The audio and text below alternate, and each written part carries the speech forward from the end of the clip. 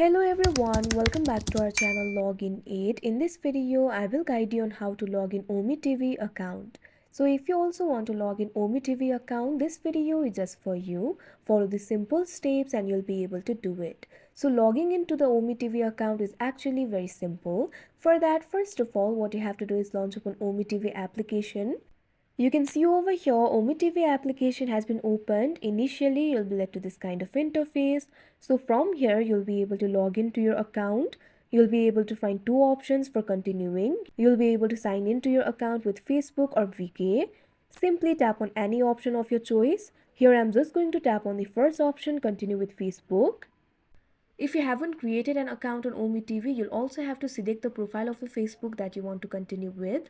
Otherwise, you'll directly be logged into your account. So that is how you log in Ome TV account. I hope you found this video helpful. Thank you for watching. Make sure to like, share and subscribe to our channel.